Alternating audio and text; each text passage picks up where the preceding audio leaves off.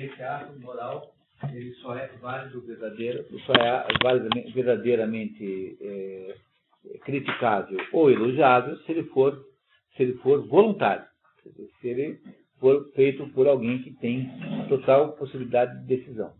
Esse é um preceito que permanece moderno, porque há em todo o sistema jurídico alguma maneira de tornar o ato voluntário ou não.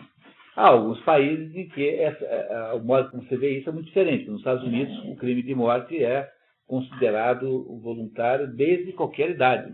Em 5 anos, eles já são capazes de analisar um crime de morte como se fosse plenamente consciente. Bom, eu não vou aumentar nesse mérito aqui, primeiro porque isso não é coisa de direito, segundo eu não entendo nada disso, né? E terceiro, porque na verdade temos que entender o que o Aristóteles está nos dizendo aqui sobre as condições que devem existir para que um ato seja voluntário.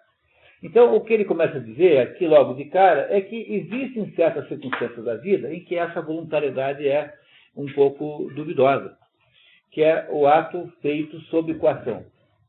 Esse ato sob coação é voluntário ou é involuntário? Ele acha que é voluntário, porque a voluntariedade do ato está na ação concreta e própria, porque aquela pessoa pode, se quiser, negar-se a fazer aquele ato e sofrer as consequências da coação.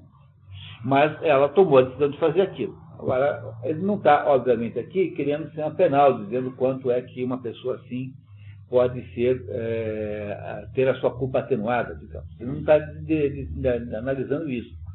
Ele está apenas reconhecendo que há determinadas situações em que há essa ambiguidade no caso, né? Que não se sabe muito bem o que fazer com essa situação. Então é o que ele vai nos contar agora. Quem é que gostaria de ler agora, para darmos uma folguinha para o Guilherme? Alguém gostaria de tomar o lugar dele? Voluntário? Eu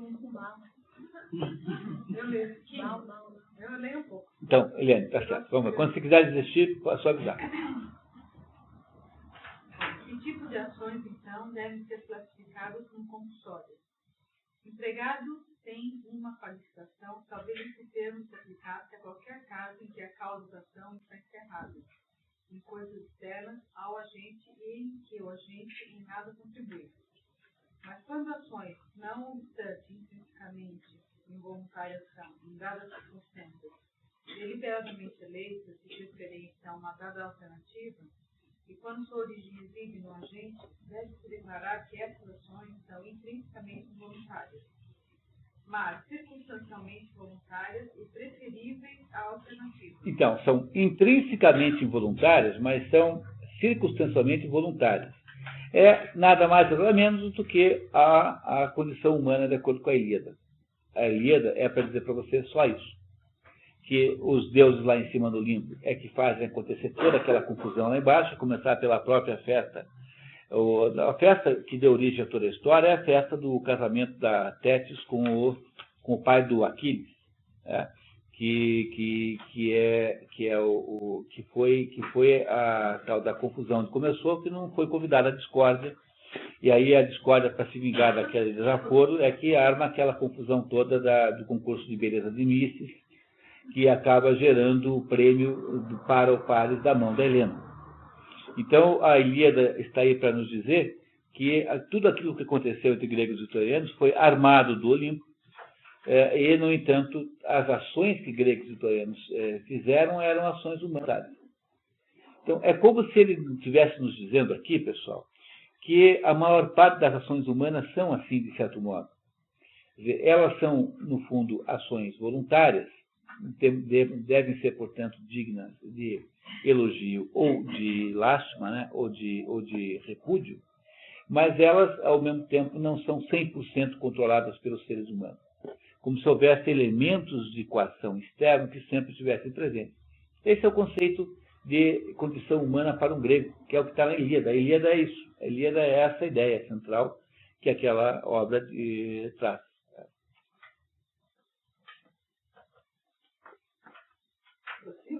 Pois não. Mas do tipo voluntário, uma vez que a conduta consiste em coisas particulares realizadas, e estas, nos casos, em falta, são voluntárias. Mas não é fácil estabelecer regras para decidir quais de duas alternativas devem ser eleitas. Isso que os casos particulares diferem largamente. Ou seja, a escolha, que será, afinal de contas, de alguma maneira voluntária, nunca se pode saber qual é a certa, porque há sempre aí sempre aí uma situação particular em cada caso, não é? É isso. Aplicar o termo compulsório a atos realizados por prazer ou por objetos novos, sob o pretexto que eles exercem constrangimento sobre nós de fora, é tornar toda ação compulsória, visto que o prazer e a nobreza entre eles fornecem os motivos para quaisquer ações. Quer dizer o seguinte, que você toma um copo toda noite porque alguma força, os espíritos, o Zé Pilintra que está te obrigando a fazer, basicamente jogar fora a autonomia moral humana. Então, o fato de você tomar um copo todo dia, mesmo que você tenha um vício, é um ato derivado da sua vontade de você é que pediu a cerveja. Portanto, botar a culpa do seu forte na Brahma é uma injustiça muito grande. O sujeito que fuma há 40 anos, depois vai reclamar que a Souza Cruz é isso e aquilo. Meu filho, você que comprou cigarro, você foi lá e você tomou a decisão de fumar. Então, você não pode ficar alcoólatra e colocar a culpa na Brahma, porque você é que toma a decisão de tomar cerveja, e não a Brahma. Entendeu? A responsabilidade do indivíduo. Isso é uma coisa que, por exemplo, não se reconhece no direito do trabalho.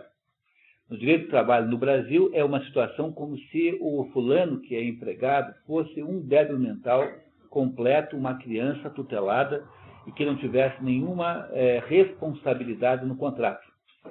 É mais ou menos assim que se pressupõe, é uma inocência presumida do empregado, o que é uma coisa que Aristóteles falou para não fazer há 2.500 anos. Entendeu? Não é para fazer isso, está aqui visado para não fazer isso. Porque o sujeito chega lá e diz assim, olha, nos últimos 30 anos eu não tive sábado e domingo. Trabalhei sábado e domingo 30 anos. Eu trabalhei todo dia 5 horas além do tempo de hora extra. Nunca me deram férias. Se você chegar nos Estados Unidos e se aprumir disso, ele manda te prender. Assim, você é no hospício, você é louco. Se você aceitou isso, você deve ser um tipo aí de pervertido sadomasoquista que achou bacana fazer isso. Entendeu? Aqui no Brasil, o juiz aceita as alegações. Não é uma diferença imensa de perspectiva de vida que há entre essas duas coisas? Você não pode chegar para um juiz e alegar que você ficou 5 anos sem ter férias. Você não pode dizer que nunca te pagaram. Porque se você descobriu que o seu patrão era desonesto, você tinha ter tido a iniciativa de ir embora. Como é que você não foi embora? Compreenderam o problema que está implícito numa coisa dessa aqui, que é o problema da responsabilidade, em última análise, né? Continuando. Por outro lado, agir sob compulsão e contra a vontade é doloroso. Mas ações realizadas agradavelmente ou nobremente são pensadas com prazer. E é absurdo eliminar as coisas externas em lugar de culpar a nós mesmos, por sermos presa fácil de suas atrações, ou tomar o crédito de nossas ações nobres para nós mesmos, ao passo que responsabilizamos as tentações de prazer pelas ações vícias. Parece, portanto, que um ato é compulsório quando sua origem é externa e a pessoa forçada nada contribui para ele. Porque você não pode dizer assim, olha, esse ato aqui de heroísmo eu fiz porque eu quis mesmo. Agora, esse ato aqui de covardia eu fiz porque eu fui tentado a fazer. Então, você não pode ter os dois pesos das duas medidas. Então, o que é uma compulsão, no sentido que está dizendo aqui? Ou seja, o que é um constrangimento? É quando, sob esse ato, você não tem nenhum poder de decisão. Os outros não são assim, são todos voluntários. Tá? Continuando. Um ato executado por ignorância é, em todos os casos, não voluntário, mas involuntário. Aristóteles distingue os dois conceitos. Qualifica o ato realizado sem a presença da vontade e consciência do agente. qualifica o ato realizado na ignorância de suas circunstâncias e consequências totais, e, portanto, não determinado pela vontade no sentido pleno. Tá, então essa é uma decisão, é uma diferença muito importante que eu vou explicar aqui para vocês, a gente já vai entender no esquema que foi preparado ali. Então, é muito diferente o ato, porque se um ato for feito por ignorância, não é voluntário. Então, por exemplo, eu resolvi atirar na guerra no inimigo, mas o inimigo não era, eu errei o alvo, né?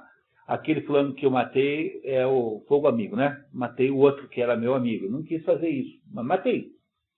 Então, esse ato foi praticado porque eu agi na ignorância de quem era o meu verdadeiro inimigo.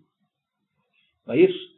Ora, o outro é muito diferente disso de uma pessoa que não tem capacidade de discernir o certo e o errado. Portanto, um louco que não sabe se certo matar ou não é certo.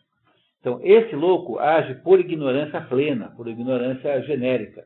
Enquanto o outro, que ignorava apenas quem era o alvo certo, errou por ignorância específica. Entenderam isso? Dê uma olhadinha, por favor, nesse esquema que vocês receberam agora aqui comigo. Ó. Então, isso aqui é uma tentativa de resumir essa história para ficar bem claro na cabeça da gente aqui. Então, os atos humanos, sob o seu ponto de vista moral, são os seguintes. Ó. Primeiro, atos voluntários. Apenas esses são louváveis ou censuráveis. São esses que você pode dizer assim, você agiu bem, agiu mal. Tá?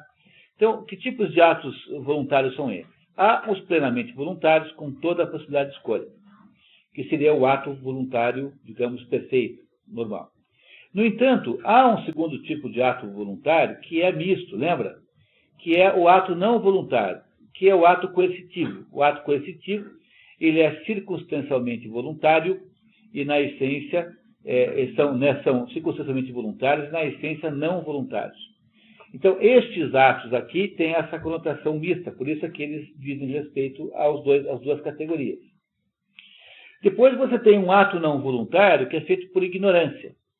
Mas a ignorância pode ser ignorância genérica e pode ser a ignorância das circunstâncias particulares. Portanto, a ação na ignorância e não por ignorância. Esse tipo de ato, que é feito na ignorância das circunstâncias particulares, é que se chama, para Aristóteles, de ato involuntário.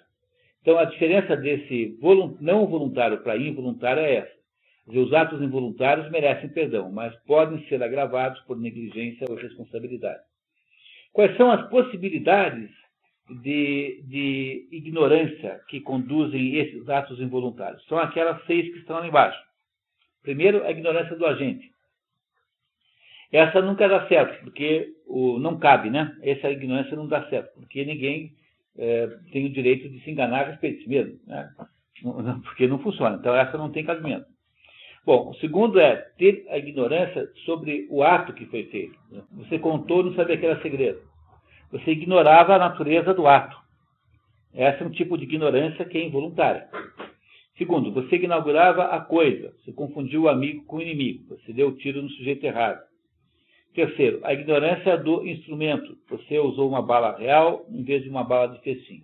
Quantos e quantos livros policiais não contam essa história, né? Que na peça de teatro, de repente, aquele fulano lá cai morto de verdade, porque alguém trocou a bala de festim pela... Claro que aí, no caso, é um crime, é um ato voluntário. Mas veja, você não sabia, confundiu as duas e usou a bala verdadeira quando era para usar de festim. Você se enganou com o instrumento. O ato involuntário do efeito. Você deu deu penicilina para alguém que era alérgico à penicilina e você não sabia. Tá? Ou então, a maneira. Você foi lutar lá karatê com fulano e deu um golpe mortal no fulano, embora você não quisesse ter feito isso. Entenderam? Essas aqui são as circunstâncias que criam a involuntariedade do ato. Qualquer um que tenha ocorrido em qualquer dessas 5, né, porque a primeira não se aplica, né, 5 ignorâncias, cometeu um ato involuntário, com um IN na frente. Esse ato involuntário merece perdão, mas ele pode ser, mesmo assim, criminalizado se você tiver feito uma negligência. Por exemplo, o sujeito... a ideia do crime culposo é que esse é o crime culposo. No linguajar de direito é esse tipo de crime. Por exemplo, o sujeito matou alguém, atropelou alguém que estava bêbado. O ato de ter atropelado alguém foi involuntário, mas há uma negligência anterior, que é o fato do sujeito ter se embriagado sabendo que poderia ter feito isso. Entenderam? Que daí, no caso, há não há um atenuante, há um agravamento da culpa. Por exemplo, o sujeito está bêbado e aí então matou alguém numa briga. Ele não queria de fato matar o fulano lá, foi um homem que se barrou na rua. Então o ato de matar foi seguramente um ato involuntário, mas o ato de ficar bêbado, armado, é um ato voluntário, portanto ele agrava a culpa. Entenderam o que está escrito aqui? Esse é todo o esquema que vocês estão lendo, tá? É isso aqui. Que há atos voluntários, puros e simples, quando você tem plena consciência que está fazendo. Existem atos voluntários que são circunstancialmente involuntários, que são os atos que são coagidos, né? São as situações em que há coação. Existem atos não voluntários que são baseados na ignorância total, por exemplo, quando um louco está tomando decisões. E há, finalmente, atos involuntários, que são atos em que se ignora determinados aspectos, circunstâncias do que você está fazendo. Então, você verá aí agora pelos exemplos de Aristóteles, como vai ficar claro em seguida no texto. Tá? Então, continuamos lendo. Então, vamos lá. Um ato executado por ignorância é, em todos os casos, não voluntário, mas involuntário, somente quando causa sofrimento e arrependimento ao agente. Uma vez que, de alguém que agiu por ignorância não sente qualquer arrependimento pelo que fez, não se pode realmente dizer se agiu voluntariamente, considerando-se que não estava ciente de sua ação. E, no entanto, também não se pode dizer que tenha agido involuntariamente, considerando-se que não lamenta. Um louco que pratica um crime não se arrepende do crime que praticou, porque ele não sabe que matar é errado, né? Um sujeito que é doido. Então ele teve um ato não voluntário. Agora, só seria um ato involuntário. Agora imagine o seguinte: você fez lá, errou um negócio, tal, deixou o negócio solto e acabou matando alguém. Entendeu? Por sua culpa, alguém morreu. Você não sente remorso e culpa depois? Então, sentir o remorso e a culpa é uma garantia de que o ato é involuntário e não é um ato não voluntário. Entenderam a diferença que Aristóteles estabelece? Todo ato involuntário será seguido pelo arrependimento, que é o que acontece quando alguém atropela um sujeito sem ter culpa. No fim, ele vai sentir uma grande dor de ter feito isso. Ele não fez de propósito. Então, ele tem consciência de que é errado fazer isso, entendeu a diferença entre os dois? Porque o ato não voluntário é o ato em si inconsciente do seu verdadeiro valor moral. Um ato voluntário se arrepender. Um ato? Voluntário. Não, mas o ato voluntário... Sim, mas aí no caso, você queria de fato matar o outro, tá? Aí você é um sujeito mau, aí não é o ato voluntário, né? Agora, veja assim, tem 3 assassinos. Esses 3 assassinos são diferentes. Por quê? Porque o primeiro assassino queria matar o vizinho de verdade porque ele tem raiva do vizinho. Porque o vizinho é do outro time. Entendeu? Torce para o outro time. E o vizinho, de vez em quando, deixa o carro dele meio atrapalhando a sua entrada. Qualquer coisa, qualquer razão B. Então, esse sujeito vai lá um dia e mata o vizinho. Esse ato é um ato voluntário errado, um ato moralmente errado. O segundo sujeito que matou foi o louco que saiu do hospício e que olhou para o primeiro que encontrou e achou que aquele fulano lá fosse o Átila Uno. Então ele pegou uma pedra e deu na cabeça do Átila Uno, achando que estava fazendo uma coisa muito boa. Como esse sujeito não sabe o que faz, ele não se arrependerá, porque ele, para todos os efeitos, matou o Átila Uno. Então ele não terá nenhum arrependimento do ato que fez. Esse é um ato não voluntário. E o terceiro é aquele fulano que, por desconhecer uma circunstância do que estava fazendo, por exemplo, ele entregou uma arma para o outro, achando que não tinha bala, que não tinha nenhuma cápsula, e tinha. Então ele não sabia que a arma estava carregada e a outra pessoa se mata sem querer. Esse terceiro é um ato involuntário. Entenderam? Porque a pessoa que entregou a arma morrerá de culpa. Entenderam que há diferença entre essas três maneiras de você matar alguém? Compreenderam? É isso que ele está dizendo aqui, porque ele está querendo estabelecer qual é a responsabilidade pelos atos. Isso aqui é um tratado de direito, no fundo, né? Esse é um exemplo que ele não tinha vontade e ele nem resolveria.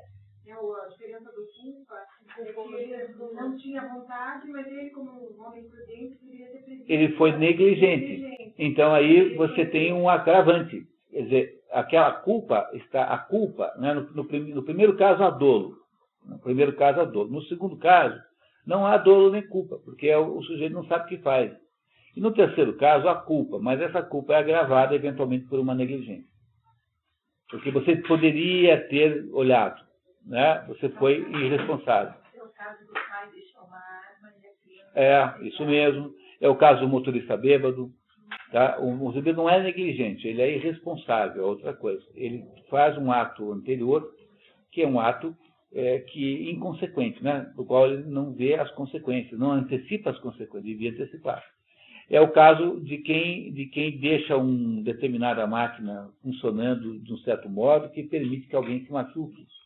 E assim por diante. Quer dizer, aí, embora não haja dolo à culpa, essa culpa ela é uma culpa agravada.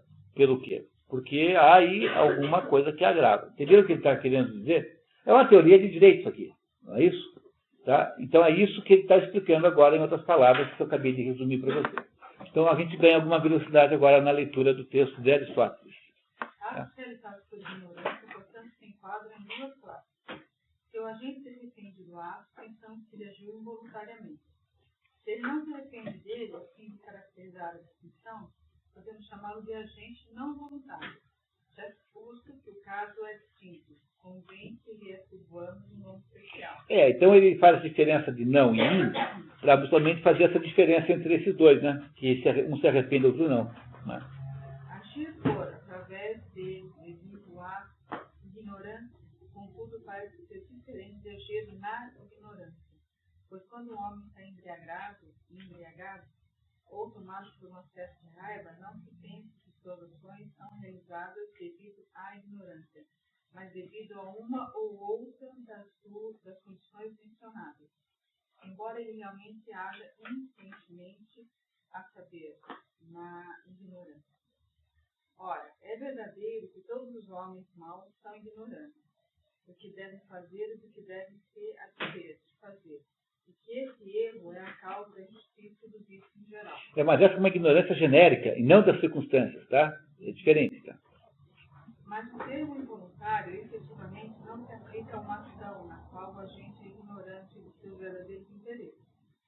A ignorância que torna um ato censurável não é ignorância devida na escolha moral.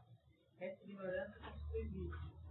Vale dizer, não é uma ignorância geral, porque é essa a tida como sendo censurável, mas ignorância particular, ignorância das circunstâncias do ato e das coisas e indivíduos humanos afetados por ela, pois nesse caso o ato é objeto de compaixão e de desculpa, porque aquele que age na ignorância de quaisquer dessas circunstâncias é um agente involuntário. Entenderam isso? Então, um sujeito mau que acha que matar os outros, roubar os outros é bom. É qualquer criminoso. Né? Por isso que há a ideia de que o pior crime de todos é o crime econômico, no sentido de que é o crime que o sujeito usa o crime para viver. Porque esse é um crime perfeitamente consciente. Porque o sujeito que matou o outro no acidente de trânsito está sobre uma situação de, de excepcionalidade emotiva. Crimes passionais são assim. São coisas que podem acontecer com qualquer pessoa, né? Qualquer um pode matar o outro. Então, todo mundo já pensou na vida 30 vezes em matar alguém. É só sair de carro na rua. É claro, como você tem consciência moral, você depois desiste de fazer isso. Por que eu vou matar alguém por causa disso, por causa fechado? Não vai. Mas se você pensou. Né? Não é isso? Né? Então, o crime passional é um crime inevitável, porque ele é um crime desse tipo involuntário. Porque a pessoa está na ignorância das consequências. Agora, o crime econômico, que é aquele sujeito que organiza um sequestro, que escolhe a vítima, que faz o controle da vida daquela pessoa. Esse é o crime pior de todos. Porque esse crime é o crime do sujeito que tem uma dinâmica má na sua mente. Quer dizer, ele é um crime voluntário de vício. Quer dizer, ele está lá em cima e é mau, por isso mesmo. Compreenderam o que ele está querendo dizer? Quer dizer, uma pessoa assim, que organiza um sequestro e que mata alguém, um refém, essa pessoa é muito, muito, muito pior do que uma pessoa que tenha produzido uma morte involuntária, não queria produzir e produziu. Então, essa é uma diferença fundamental que tem que ser levada em conta nisso. Compreenderam, né? Tá claro isso, né? Imagino. Alguém quer substituir ele?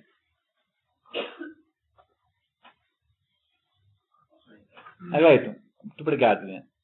Talvez, então, seja bom especificar a natureza e o número dessas circunstâncias. São elas: o agente, 1, o ato, 2, a coisa, 3, que é afetada pelo ato ou constitui a esfera do ato, e por vezes também o instrumento, 4. Digamos uma ferramenta com a qual o ato é realizado. O efeito, 5. Por exemplo, salvar a vida de um homem. E a maneira, 6. Por exemplo, suave ou violentamente. Esses 6 são aqueles 6 que acabamos de ler ali embaixo, né? É a mesma coisa. Continuamos. Ora, ninguém, a não ser insano, poderia ser ignorante do conjunto dessas circunstâncias. E, evidentemente, não poderia ser ignorante do agente. Pois como poderia não conhecer a si mesmo? Então, para ser um crime involuntário, um ato involuntário, não pode ser ignorante do conjunto, porque aí seria uma pessoa louca e que seria, então, um ato não voluntário. Tem que ser, tá, não é isso? Tá? Tem que ser uma ignorância de uma parte dessas circunstâncias. É isso que gera o ato involuntário. Entenderam, né? Tá, então continuamos.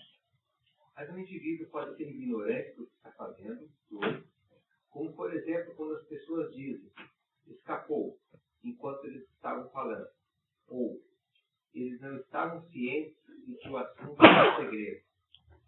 Como Ésquilo disse, se referindo aos mistérios. Pode ler a nota. O célebre dramaturgo Ésquilo foi acusado de ter desvelado os mistérios de Deméter numa de suas tragédias. Teria colocado o que aqui é reproduzido por Aristóteles na boca de um personagem. Provavelmente foi alegando tipo de ignorância na sua defesa que obteve a absolvição. Ele foi, de fato, processado por isso. Os mistérios de Deméter são os mistérios de Eleusis. Né? Deméter é a deusa, é a Ceres. Né? Deméter para os romanos é a Ceres para os gregos.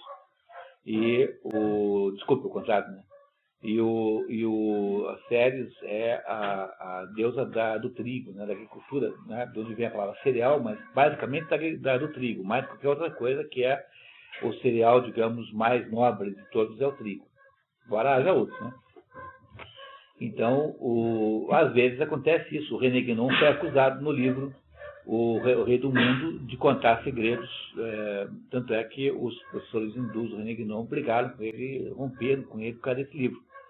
E o Ésquilo também foi acusado disso, de revelar os segredos de Eleusis, que eram segredos voltados para a agricultura, fazer as plantas crescerem. Eleusis é um lugar perto de Atenas, onde havia um templo para Deméter, que era a deusa grega equivalente a Ceres latina. Então, nesse caso, há um tipo de ignorância involuntária, entenderam? Há um tipo de, portanto, de ato de involuntariedade nisso. Você não sabia que não era para contar. Então, você vai lá e conta. Ou que pararam quando pretendiam somente mostrar como funcionava, quando o prisioneiro suplicava na catapulta. Isso é um fato que aconteceu lá naquela época. Foram lá mostrar para não sei como funcionava a catapulta. Então, colocaram lá um prisioneiro no lugar da pedra para dizer, olha, então para ter o peso, né, para baixar. E aí dispararam, que não era para disparar, né? E jogaram lá o sujeito lá 500 metros de distância. Entendeu? Então, você não queria ter feito isso, mas fez, entendeu? Mas não era essa a ideia do início, era apenas mostrar como funcionava a máquina, e não catapultar o coitado. Né? Tá. Outro sim, Alguém poderia confundir seu filho com um inimigo, lei, como fez Merope, no presponto que eu li. Essa peça só tem fragmentos. Você não consegue ler essa peça. Tem uns pedacinhos só que sobraram. Ou, 4, confundir uma lança pontiaguda com uma de ponta embotada, ou uma pedra pesada com uma pedra curva. Ou, 5, alguém poderia matar um indivíduo administrando-lhe um medicamento com a intenção de lhe salvar a vida. Ou 6, na luta livre, golpear um homem quando se pretendia apenas agarrar sua mão. Portanto, a ignorância é possível relativamente a todas essas circunstâncias do ato.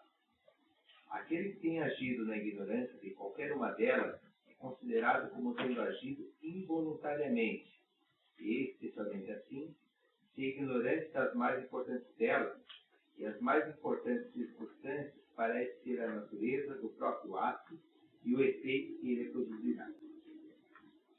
Tal é, portanto, a natureza da ignorância que justifica nosso discurso de um ato como involuntário, dado a condição complementar do agente lamentar e se arrepender de tê-lo cometido. Como regra geral, o que prova que houve um ato involuntário é o arrependimento do agente. Por isso que todo o sistema jurídico reconhece o arrependimento do réu como sendo atenuante. Não é isso? Quer dizer, o sujeito, quando o juiz dá a sentença, ele considera na prescrição da sentença se o réu tem ou não tem arrependimento do seu ato. Porque isso é importante na definição do tamanho da culpa. Entendendo bem a diferença que tem entre ato não voluntário e ato involuntário? Ok, continuamos. Sendo uma ação involuntária, aquela realizada sob compulsão ou devido à ignorância, um ato voluntário pareceria ser um ato cuja origem reside no agente, o qual conhece circunstâncias particulares nas quais está agindo, pois é provavelmente um equívoco dizer que os atos ocasionados pela ira ou pelo desejo são involuntários. Pode ler lá embaixo. Platão, em As Leis, livro 3, onde associa a ira e o apetite, desejo, à ignorância, como fonte da ação incorreta. Então, agora é que está dando mais uma rasteira no seu professor, dizendo que se Platão acha que um ato motivado pela ira é involuntário, ele acha que não, que se os atos bons, se nós atribuímos os atos serenos voluntariamente, por que nós não deveríamos atribuir os atos não serenos, já que a humanidade tem as duas possibilidades ao mesmo tempo?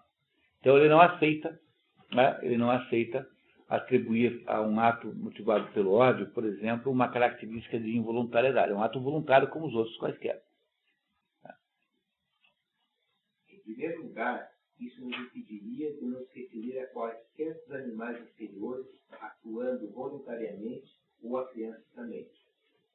Em segundo lugar, quer-se com isso dizer que nós não realizamos voluntariamente quaisquer dos atos devidos ao desejo ou à ira, ou que realizamos os atos nobres voluntariamente e os atos vis involuntariamente. Está vendo? Não funciona. Aí você vai sempre ter uma desculpa de inimputabilidade. Então, só os atos nobres que merecem elogio é que você assumirá como seus. E todos os atos vis você imputará a alguma involuntariedade. Por isso que não pode ser assim. Tá? E nisso ele está discordando de Platão, que achava que podia. Tá? Seguramente, essa é uma distinção absurda, se consideramos que uma única pessoa é autora dela. Seria, contudo, estranho falar de atos que visam a coisa a que é correto visar como involuntário, além do que é certo experimentar ira diante de certas coisas e também sentir desejo por certas coisas, por exemplo, pela saúde e o conhecimento. Ademais, pensamos que ações involuntárias são dolorosas e aquelas que gratificam os apetites prazerosos. E, por outro lado, qual diferença há no que tende o seu caráter involuntário entre atos errados cometidos deliberadamente e atos errados realizados na ira? Ambos devem ser evitados. E, adicionalmente, Pensamos que as paixões irracionais fazem parte da natureza humana, tanto quanto a razão, de sorte que as ações realizadas a partir da ira ou do desejo também são pertinentes ao ser humano que as realiza. É, portanto, estranho classificar essas ações como involuntárias. Então, pertence às ações voluntárias. E aí, com isso, Aristóteles nos explicou, fez uma digressão sobre a voluntariedade do ato, o ato moral. E agora ele vai passar para outro assunto muito interessante. Está claro, pessoal? Vamos em frente? Aglaíton, por favor. Uma vez definidos o voluntário e o involuntário, nos cumpre em seguida sondar a natureza da escolha, pois esta parece estar estreitamente vinculada à virtude e propiciar uma discriminação mais segura da variedade do caráter do que aquilo que proporcionam nossas ações. Então, a palavra escolha no original aqui é proairesis. Proairesis. Este proairesis tem o mesmo sentido de prometeu. Prometeu é antes, né? Então, a escolha envolve aí na palavra grega, que na palavra portuguesa desaparece, uma reflexão anterior sobre o que é certo fazer. Então, a palavra escolha envolve necessariamente uma reflexão. O Prometeu chama-se Prometeu porque ele pensa antes do que vai fazer. Ele tem um irmão chamado Epimeteu. E o Epimeteu é aquele que pensa depois. Portanto, aquela confusão toda que é o mito do nascimento da humanidade, né, é a tal da confusão, porque o Epimeteu ficou encarregado por Zeus de dar a cada um dos seres que existiam na Terra uma habilidade. Então ele saiu distribuindo. Deu para o touro a ferocidade, deu para a onça, né, a destreza, deu não sei o que para a formiga a grande quantidade, né, a massa. E quando chegou no final, como ele não planejou bem, quando chegou no final, não tinha sobrado nenhuma habilidade para o ser humano. Aí o Prometeu resolveu consertar o negócio, foi lá na oficina de Hefesto e roubou o fogo da razão e deu ao ser humano a razão para poder competir aqui nesse mundo com alguma coisa. Quando Deus soube disso, ficou furioso, mandou amarrar o Prometeu lá no Cáucaso, lá numa pedra, e mandou para o bobalhão do Epimeteu uma esposa chamada Pandora, que é a primeira mulher, que até então não havia mulher na Terra, só havia homem. Então mandou a Pandora, que é a Eva grega, e a Pandora trouxe junto uma caixinha. E essa caixinha, então, era uma caixinha onde tinha todos os males. Do seu ponto de vista grego, é a mulher quem trouxe todos os males para a humanidade, porque até então não havia isso.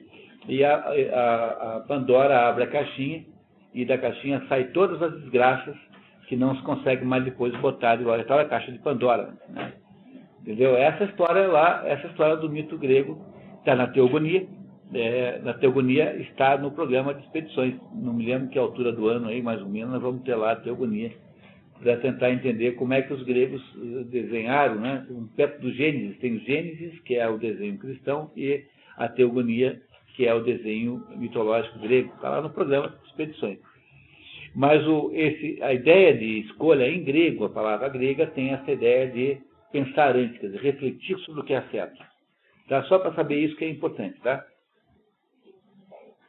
A escolha é manifestamente um ato voluntário. Mas essas duas expressões não são sinônimas. A última sendo mais lata. Mais ampla, né? Lata é mais ampla.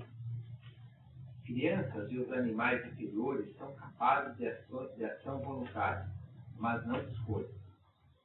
Atos repentinos também podem ser qualificados de voluntários, mas não se pode deles dizer que são realizados por escolha. Por quê? Porque eles não têm, por serem repentinos, não têm a condição de reflexão que a palavra grega traz e que a palavra escolha perdeu. Né? Então, um ato feito por impulso não pode dizer que é uma escolha verdadeira. Né? Assim identifique a escolha com o desejo, ou com a ira, ou com a vontade, ou com alguma forma de opinião. Esses pareceres, entretanto, parecem estar equivocados. Por que será que a escolha não tem nada a ver com essas coisas? Ele vai explicar muito bem agora. Tá? Os animais irracionais não exercem escolha, porém de certo experimentam desejo, bem como ira. Igualmente, o indivíduo humano detentor de autocontrole, pálio, age em função de desejo, mas não em função de escolha. E, ao contrário, um homem detentor de eficiente autocontrole age em função de escolha e não de desejo. Desejo e escolha não são a mesma coisa, né? E é muito interessante esse pedaço aqui, é absolutamente genial. Tá? Veja como é que ele vai nos ajudar a entender isso. Percebam. Por outro lado, o desejo pode se opor à escolha, mas não o desejo ao desejo. Pode ler a nota. Ou seja, é possível desejar fazer algo e optar, escolher por não o fazer. Mas é impossível experimentar dois desejos contraditórios de imediato e simultaneamente. Por exemplo, desejar ao mesmo tempo beber água e desejar não a beber. O desejo não pode ser contraditório a ele próprio, mas eu posso contradizer, portanto, se eu posso contradizer o desejo e a escolha, significa que eles são categorias diferentes. Então, eu tenho um desejo de comer um doce, mas como eu estou de regime, eu posso escolher não comer. Entenderam a diferença?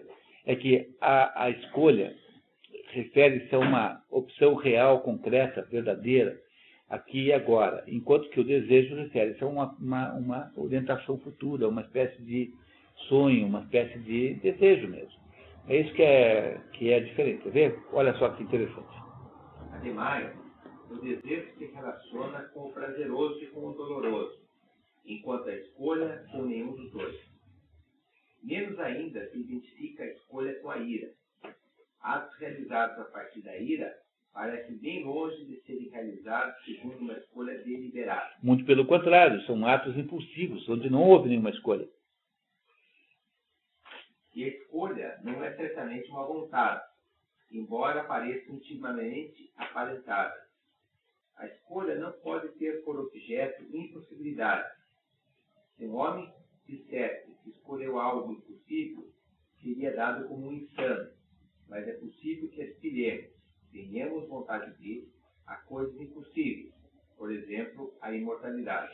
Você pode desejar a imortalidade, mas você não pode escolher a imortalidade, porque a imortalidade não é um cardápio de um restaurante que você pode dizer, eu quero esse. Entendeu? Você pode desejar a imortalidade, mas a escolha não, porque a escolha é sempre concreta, real e concreta. Assim, no fundo, qual é a conclusão? É que a escolha é sempre uma coisa associada a um meio, e o desejo é sempre alguma coisa associada a um fim. Entenderam essa diferença? O desejo é alguma coisa que eu quero. Então, como é que é a vida humana? A vida humana é isso, né? Porque você passa a vida desejando coisas. Então, você quer casar com o Tom Cruise, você quer morar não sei aonde, numa casa com piscina em Beverly Hills, você quer ser cirurgião neurológico maior do mundo, mas as suas escolhas não são o Tom Cruise ou o Brad Pitt, é o Joãozão e o Pedrão, que são os maridos possíveis. Entendeu? É um pouco desanimador isso, né? Né? Um pouco desanimador isso, mas essa é a diferença da escolha e o desejo, porque o desejo ele não precisa estar referenciado à realidade. Aquilo que eu digo sempre, né? Às vezes é preciso sacrificar a metafísica do desejado no altar da geometria do possível. Essa é a diferença entre o desejo e a escolha. Porque o desejo é uma espécie de sonho, e a escolha não é. A escolha é uma coisa concreta e real, verdadeira, possível, né? Vamos ver, ele vai continuar nos ensinando. Também podemos aspirar àquilo que não pode ser assegurado graças à nossa própria ação. Por exemplo, um ator ou um atleta em particular vença uma competição. O que todo mundo quer que seu time seja campeão. Mas isso não depende da nossa própria decisão. Nós não podemos escolher a vitória desse ou daquele time, porque a vitória desse ou daquele time está alheia à minha vontade. Então, ela é apenas um desejo e não uma escolha. Né? Muito bem. Você pode tentar manipular, mas mesmo assim, né? Entretanto, ninguém escolhe o que não depende de si, mas somente o que pensa poder ser atingido por suas próprias ações. Acrescente que a vontade, inspiração, visa a fim de preferência a meios, ao passo que a escolha visa ao que contribui para a consecução do fim. Por exemplo, aspiramos a ter saúde, mas escolhemos coisas que nos tornem saudáveis. Aspiramos a ser felizes, e essa é a expressão que empregamos nesse sentido. Mas não seria apropriado dizer que escolhemos ser felizes, visto que, genericamente falando, a escolha parece dizer respeito a coisas que se acham dentro de nosso próprio controle. E é por isso que o Viktor Frankl diz que felicidade é um efeito colateral, que felicidade é o resultado das suas escolhas. A escolha não é felicidade não é alguma coisa que você deve almejar, como ela é alguma coisa que você pode desejar, mas ela não é uma escolha. Eu escolhi ser feliz, tá? Isso não é possível fazer. Você será feliz se as suas escolhas reais, concretas e possíveis forem capazes de produzir esse efeito. Essa é toda a ideia da filosofia, da metodologia psicológica de Viktor Frankl. Ajudar o sujeito a fazer a escolha certa. Porque a felicidade deverá decorrência disso. Então, a felicidade,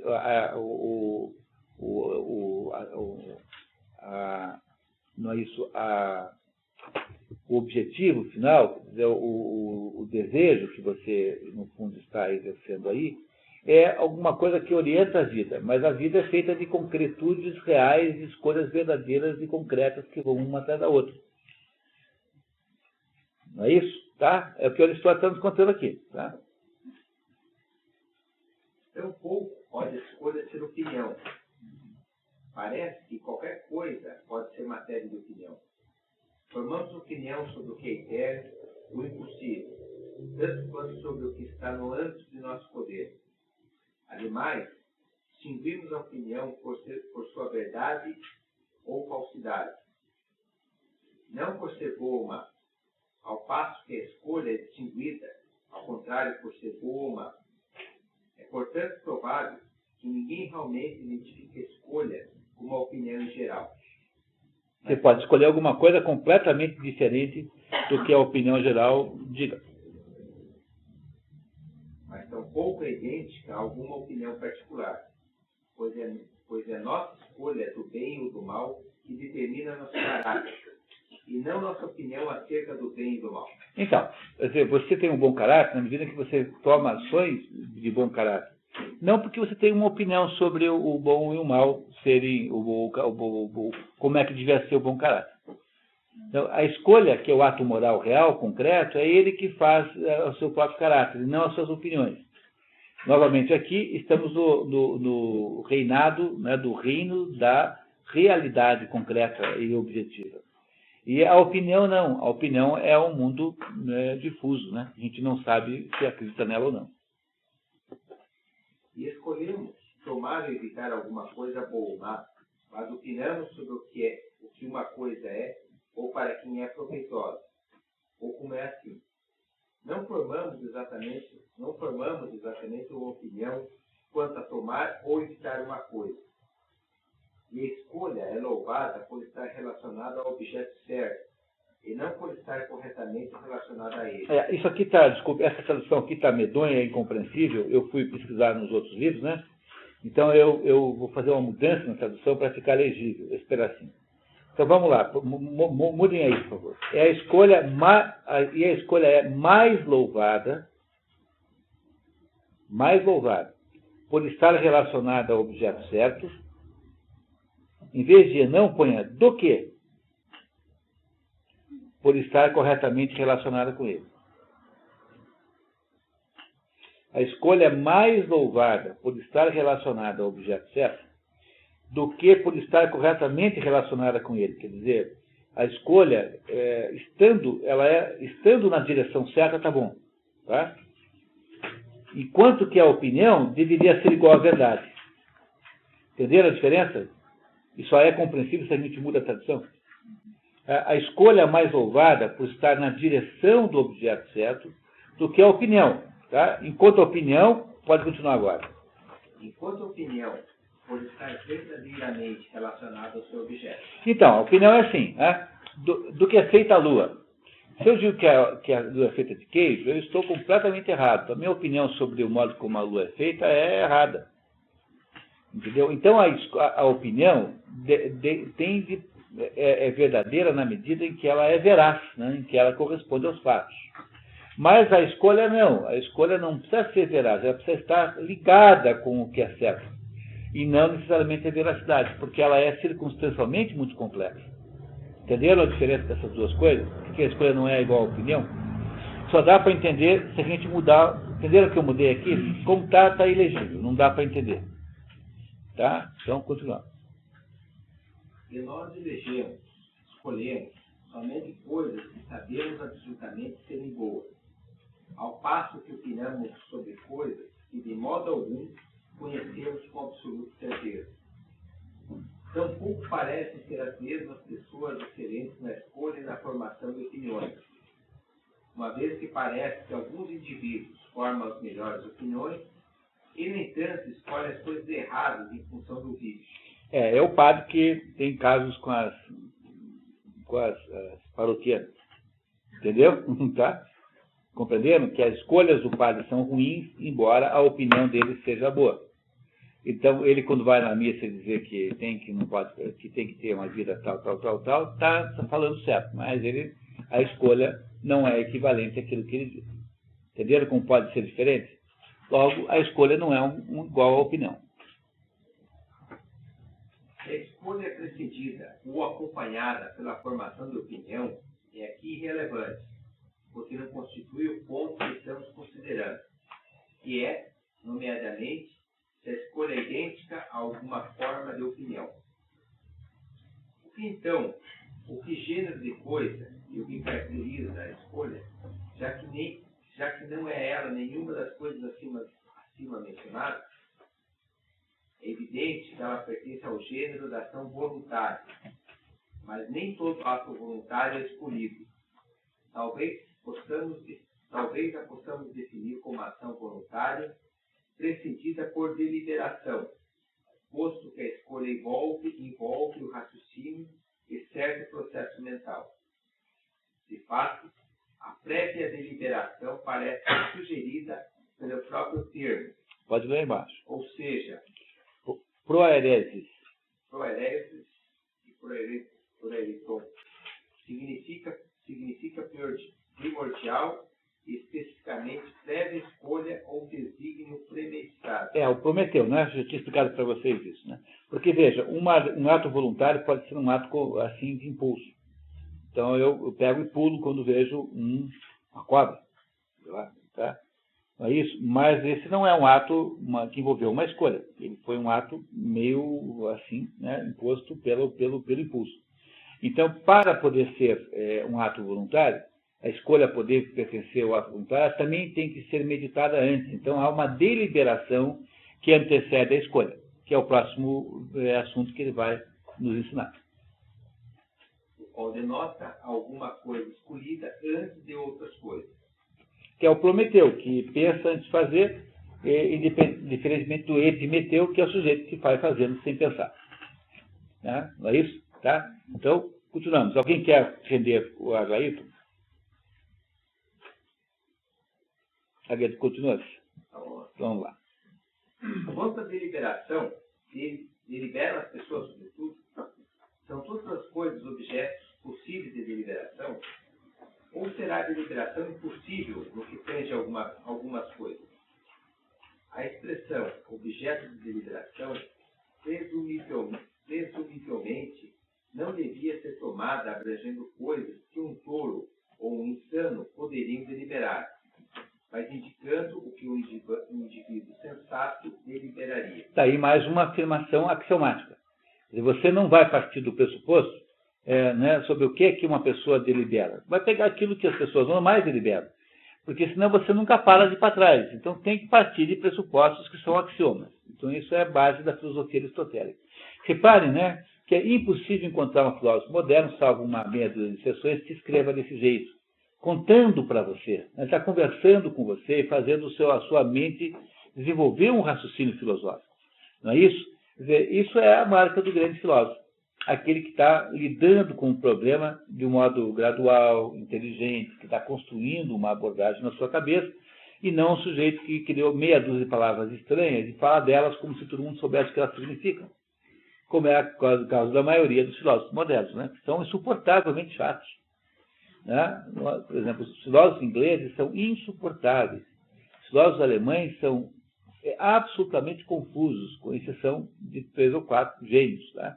Como Russell, por exemplo, Edmund Russell, como, por exemplo, Schelling, como, por exemplo, Max Scheler, são filósofos maravilhosos, mas você pega aquelas confusões que o Kant inventa, tudo é confuso, tudo é uma confusão absoluta. Então, são textos impenetráveis. Agora, de vez em quando aparece alguém que é impenetrável, como o Edmund Husserl, que é um gênio. Então, tem alguma exceção, né? Então, vamos ver o que ele vai nos dizer agora. Ninguém delibera sobre coisas eternas e imutáveis, tais como a ordem do universo, a incomensurabilidade da diagonal e o lado do quadrado. O fato de que a diagonal é maior que o lado do quadrado, ninguém fica debatendo sobre isso. Entendeu? Compreenderam? O modo traduzido está meio estranho, mas é essa a ideia. Quer dizer, ninguém discute o fato de que o quadrado, o lado e a diagonal são diferentes.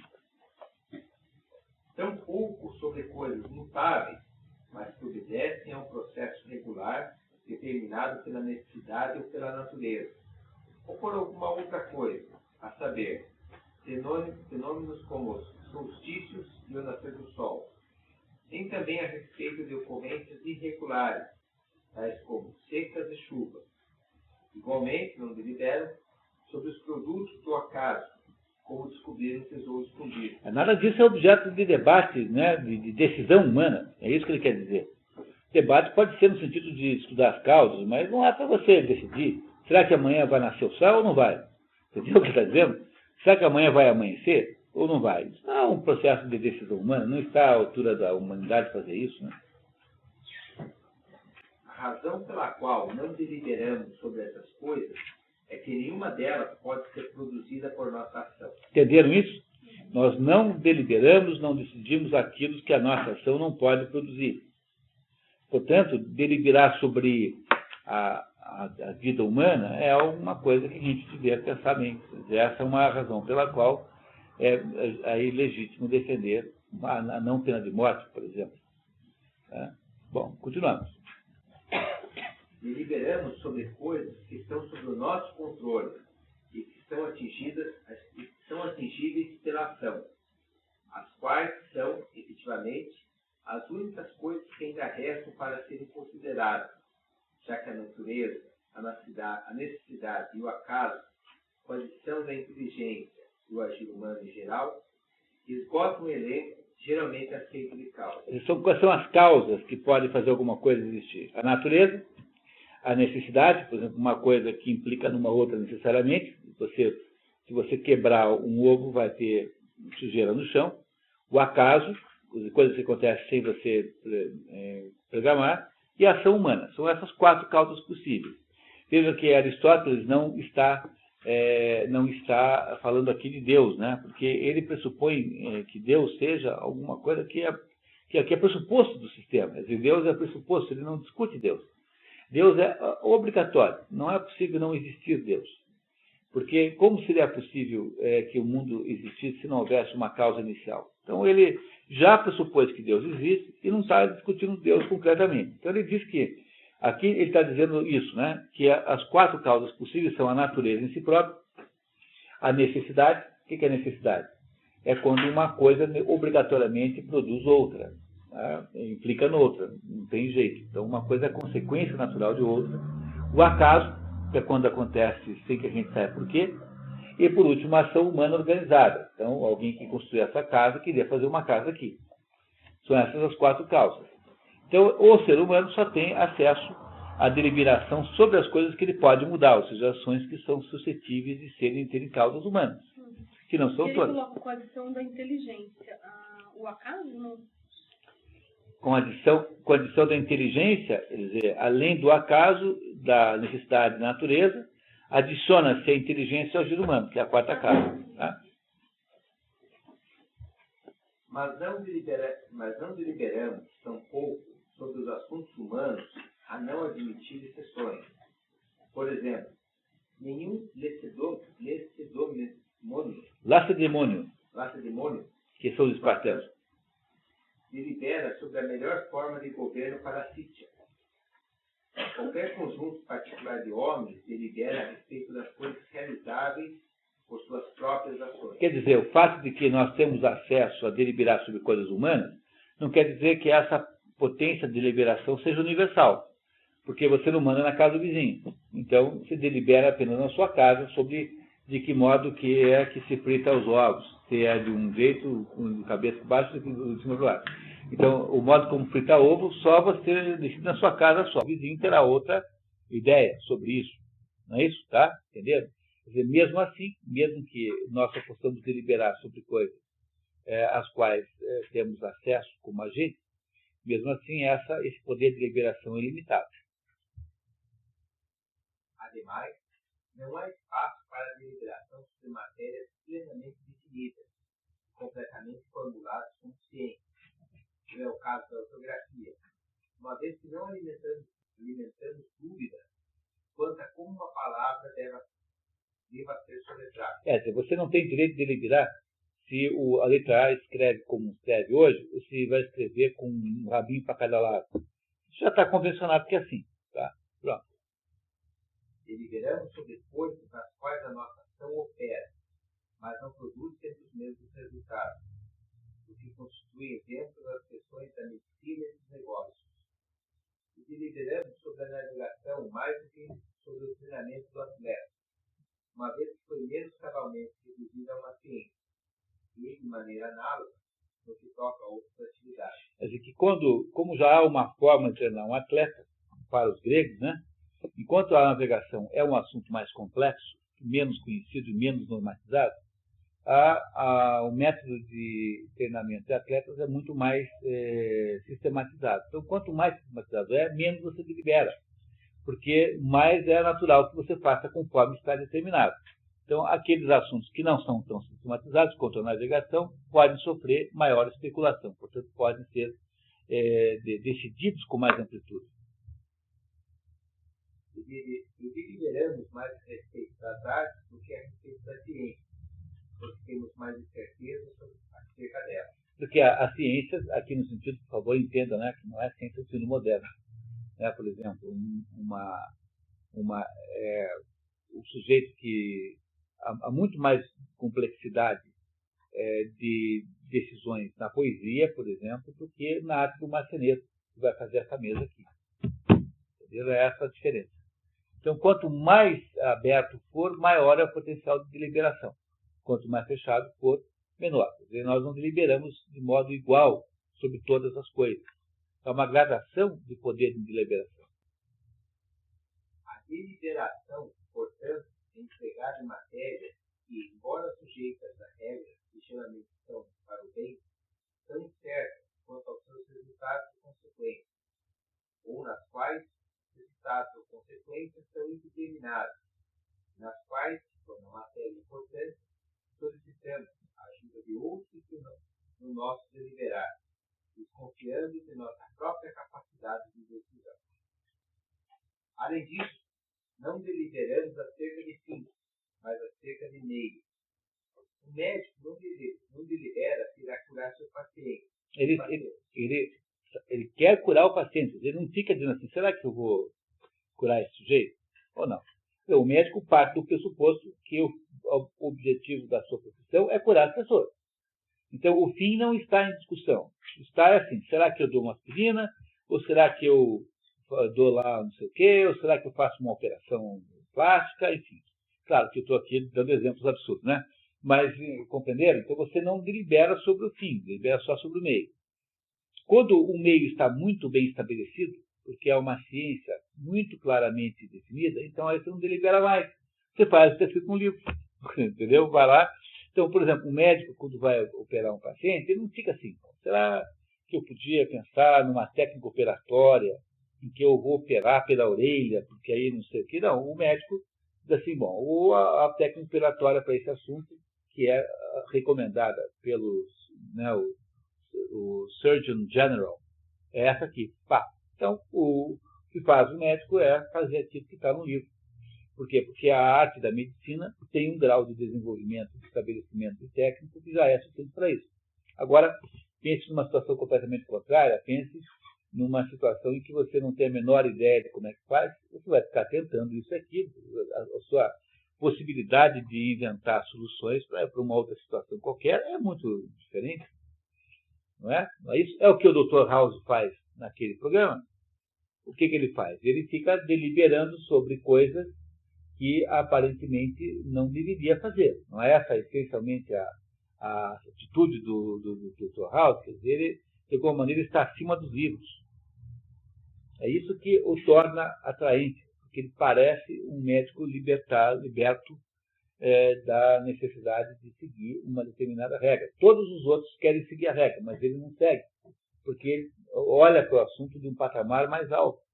Então, como os assuntos que vão para aquele médico são assuntos que ninguém deu conta, não é que ele seja uma terapia alternativa ao livro, é que ele é aquele sujeito que tem coragem de deliberar fora do livro. Entenderam a diferença do... Ele é que tem o poder de lidar com o assunto fora do que o livro está, porque quando chegou nele, o sujeito já passou pelo livro e não deu certo. Compreenderam agora o que faz o House? É isso que ele faz. Né? Deliberação, portanto, empregada em matéria que, embora sujeitos a regras que geralmente não para o bem... Já lemos. Além disso, não deliberamos acerca de fim. Não, pode continuar. Mas acerca de meios. Um médico não delibera se irá curar seu paciente, ou um orador se irá convencer seus ouvintes, ou um chefe de Estado se irá assegurar um bom governo. Como tampouco irá qualquer pessoa discutir a respeito do fim de sua profissão ou vocação. Essa pessoa toma algum fim por certo e considera como e por quais meios esse pode ser atingido. Entendeu? O que as pessoas deliberam é nos meios, não no fim. Se descobrirem que há vários meios para atingi-lo, passarão a considerar qual deles permitirá que o fim seja atingido da maneira mais fácil e melhor. Se houver apenas um meio pelo qual o fim pode ser alcançado, indagarão como o fim poderá ser alcançado por esse meio, e por qual meio esse meio pode ele próprio ser atingido, até que alcance o primeiro elo no encadeamento das causas, o qual é o último na ordem da descoberta, pois a pessoa que delibera parece indagar e analisar da forma positiva, como se estivesse analisando uma figura geométrica.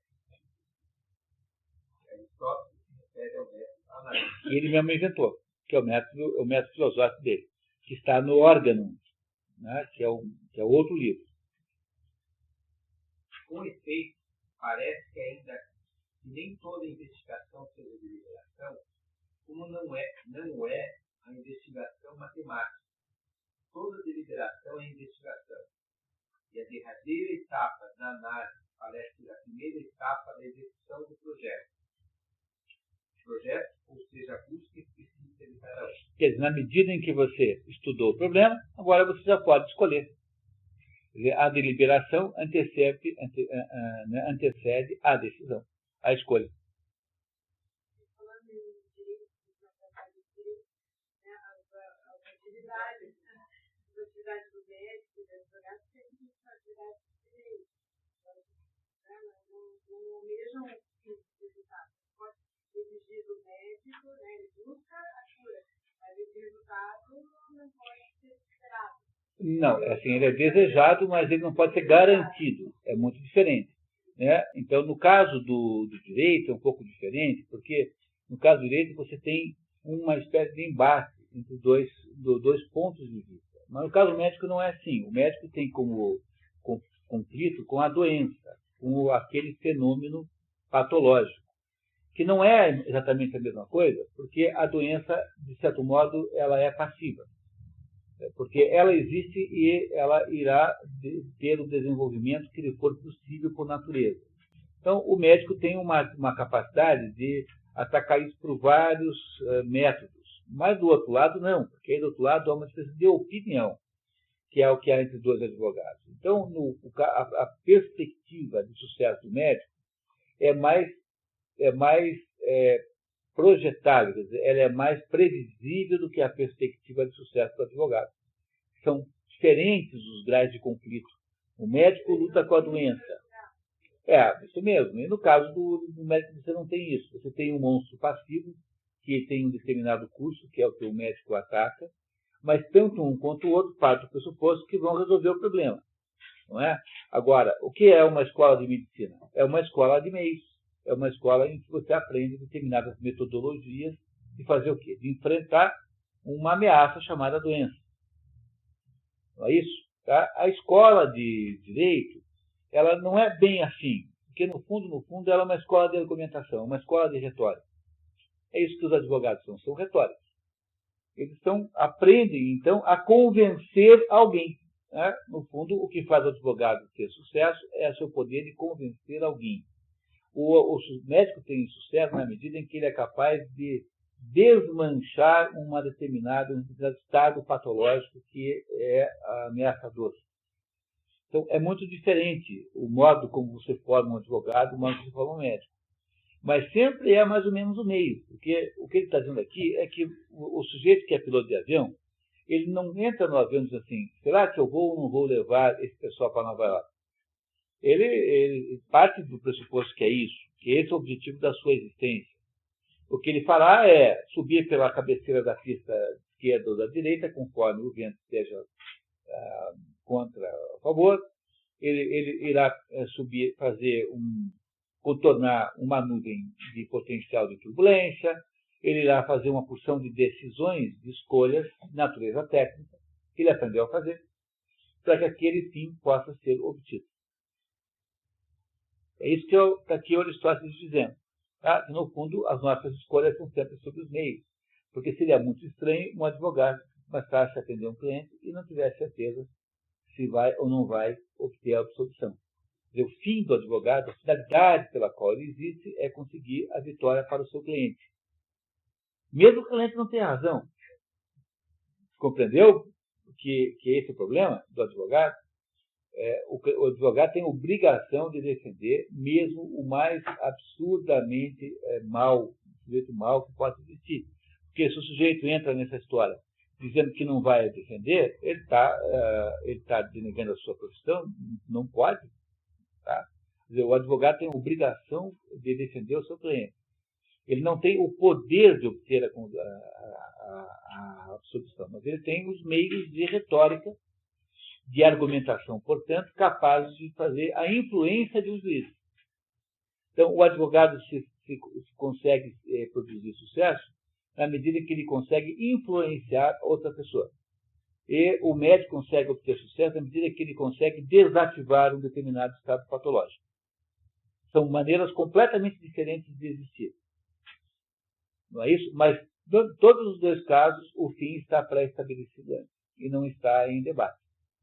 A escolha que o advogado faz entre uma causa e outra tem a ver com a ética. Ele não faz essa escolha, porque aparece lá o cliente e diz assim, olha, pode recusar um cliente.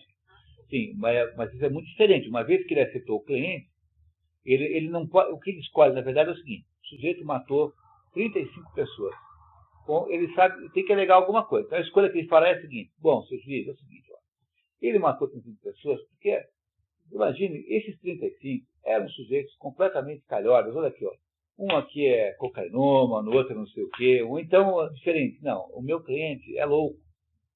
Ou então é assim, o meu cliente não foi, ele estava em transe mediúnico e quem matou foi o Zé Pilintra. Entendeu? Qual é a escolha que o advogado tem que fazer? Ele tem que arrumar uma maneira, escolher um jeito de convencer o juiz a libertá-lo, absolver o seu cliente. Quando for advogado de defesa. Se for advogado de acusação, é o contrário.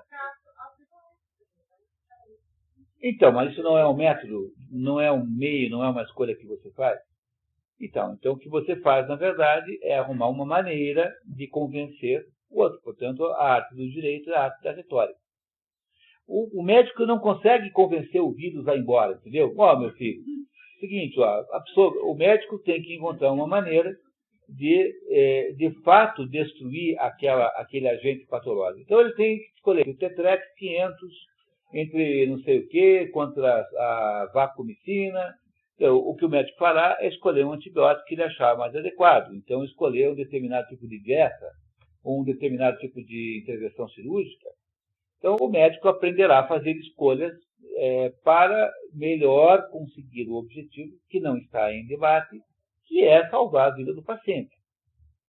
Só o modo como o médico faz isso é, de alguma maneira, mais objetivo do que faz um advogado. Porque o médico luta com o estado patológico passivo. Quer dizer, a doença tem um desenvolvimento autônomo. Então, o que o médico sabe é como é que aquilo evolui. Então, aquilo começa a ficar verde, depois fica amarelo, depois fica azul, entendeu? Sei lá como é que é, depois começa... Sabe Deus? Então, o médico tem uma perspectiva da doença. Então, ele irá produzir intervenções, tá, num contexto de uma previsibilidade, digamos, patológica. E o advogado não, porque o advogado não sabe o que a outra parte vai argumentar. Então, na verdade, no caso do advogado, o que você tem é uma luta por opiniões. É uma luta retórica. No médico não é assim. Embora tenha no direito também alguma técnica jurídica, que é uma técnica de argumentação, mas essa técnica jurídica não tem a mesma valor relativo que tem a técnica operatória, por exemplo. Que a técnica operatória é uma técnica que a medicina se resume à técnica de intervenção. E enquanto o direito não se resume à técnica argumentativa, no sentido formal da palavra.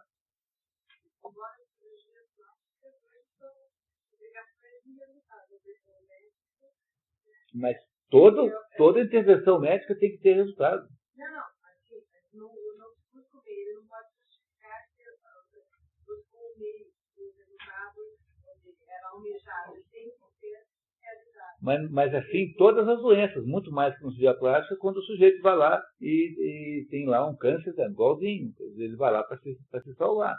Quer dizer, o fato de que pode não ficar bom o resultado da cirurgia plástica, essa possibilidade ela é natural, quer dizer, ela é uma possibilidade natural de não dar certo. Como também é claro que conforme a doença, há uma maior ou menor probabilidade de sucesso. Mas isso não depende da argumentação do vizinho, entendeu? Do outro oponente, depende da natureza da doença que você está lidando. Então, se você é cancerologista, você terá mais cadáveres nas suas mãos do que um sujeito que arruma a unha encravada, né? Se for o contrário, deve ser muito grave, não é isso? Porque a complexidade das situações patológicas é muito diferente. Agora, no caso do direito, você tem de certo modo, uma certa imprevisibilidade de resultado. Embora tenha uma gradação de possibilidade de sucesso, porque alguns casos são muito óbvios, sempre haverá algum argumento possível do outro lado que seja desconcertante. Não é? Quer dizer, o direito depende muito mais da arte de impressionar os outros, depende muito mais da capacidade retórica. Você convenceu o juiz que o fulano, olha, não pode ter sido ele, porque naquele momento que o seu crime ele estava matando um outro sujeito, não sei aonde. Entendeu? Entendeu? Qualquer coisa assim. Né? Agora, o médico não tem essas mesmas circunstâncias, mas tanto nos dois casos estão ambos procurando apenas os meios. Os meios é que eles decidem, escolhem. É isso que hoje estamos contando. Vamos até o finalzinho desse item ali, então? Assim, se o médico, o orador, o chefe de Estado, etc., se defrontarem com uma impossibilidade, abandonarão o projeto. Por exemplo, se esse exigir dinheiro e o dinheiro não puder ser obtido. Mas, por outro lado, se revelar-se como algo possível, eles começarão a agir. O possível quer dizer capaz de ser executado por nossa ação, que incluiria, em certo sentido, coisas que fazemos através da ação de nossos amigos, visto que o princípio da ação deles reside em nós. No exercício de uma arte, a questão do momento é saber quais ferramentas usar, e no outro, como usá-las. Similarmente, em outras esferas, temos que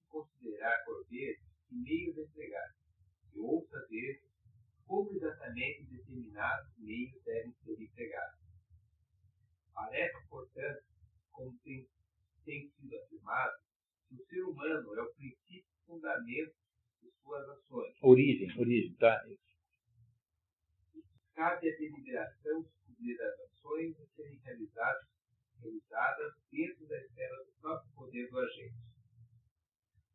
E todas as nossas ações visam a finalidades que são distintos delas mesmas. Infere-se que não deliberamos a respeito de fim, mas a respeito de meio. Nem tampouco deliberamos nós a respeito de fatos particulares, como, por exemplo, eis um pão, ou esse pão está bem assado, uma vez que são matérias de percepção direta. Pronto, aí nesse momento aí está a origem da fenomenologia de Edmund Husserl.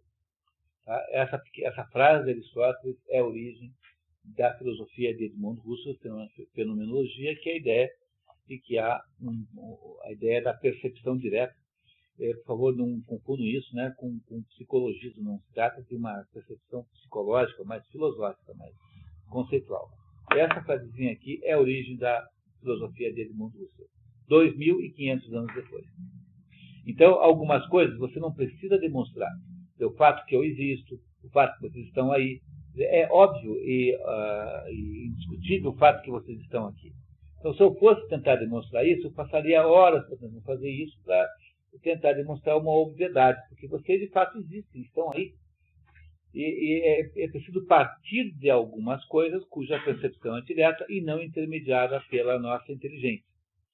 Essa ideia de Aristóteles aqui, tá? Também você não deve ficar deliberando isso. Será que vocês existem? Então, preciso estabelecer uma série de testes aqui. Compreendendo que isso aqui é de tanta bobagem? Porque há uma capacidade do ser humano de perceber diretamente determinadas existências. E é por isso que nós não devemos deliberar sobre isso, que é outra proibição à deliberação que faz Aristóteles.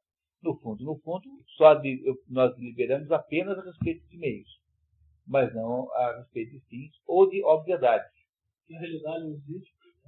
A ideia de que será que a realidade existe? Será que eu existo? Será que eu não existo? Se alguém entrasse numa aula de filosofia no mundo moderno, a primeira coisa que ele faria, eu acho que era pegar um cacete e sair dando cacetadas em todo mundo assim. Você não existe? Pá! Dá uma cacetada. Então o que está doendo? Entendeu? Agora, está doendo? Então você existe. Então, vamos lá. A deliberação tem que se deter no fato particular, ou embarcará num processo infinito. Ad infinito, quer dizer, um processo infinito, né?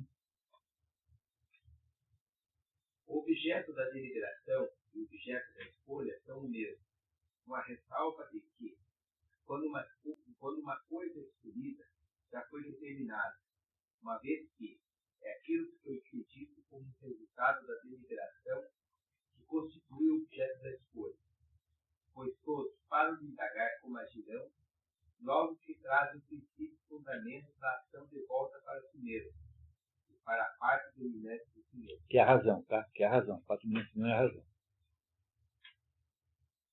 Pois é essa parte que escolhe. Então, primeiro você delibera, pensa, reflete, raciocina, né? E aí você toma a decisão. Isso pode ser ilustrado pelas antigas constituições representadas por Homero. Os reis costumavam anunciar ao povo as medidas que haviam escolhido adotar. Como então, o objeto da escolha é alguma coisa sobre nosso poder que depois da deliberação desejamos. A escolha será um desejo deliberado depois do nosso poder. Pois, primeiramente, deliberamos, em seguida selecionamos e, finalmente, fizemos o nosso desejo de acordo com os resultados de nossa deliberação. Que isso sirva de descrição sumária do que é a escolha e da natureza de seus objetos, e do fato de que ela se ocupa dos meios que contribuem para o sonho. E aí nós paramos nesse ponto,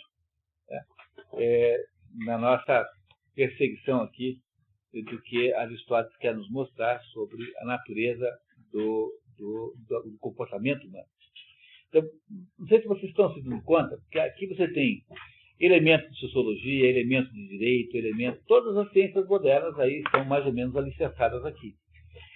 Nenhum outro livro do Aristóteles tem tanta amplitude, tem tanta aplicação variada como tem esse aqui. Então é uma espécie de livro príncipe que o Aristóteles escreveu para nós aqui.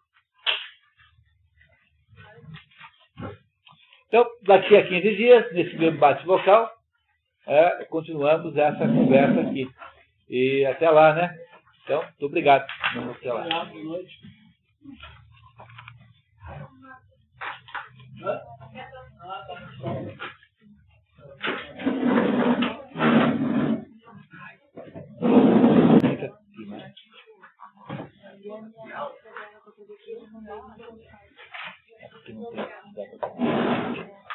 Você vai levar a Iane e a na casa e volta para casa.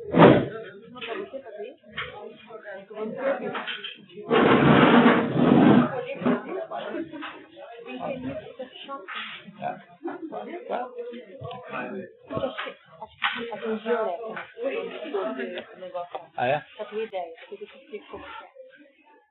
Pra tua ideia, sabe qual que é? Todos nós, todos signos têm um meio plano pra atingir. E só que a pergunta que você fez pra mim, sem saber a psicologia, mas qual que é o plano de cada um, tudo que eu explico no trabalho da entendi. Ok. Então, vamos lá, né? Obrigada, meu amigo. Nada muito.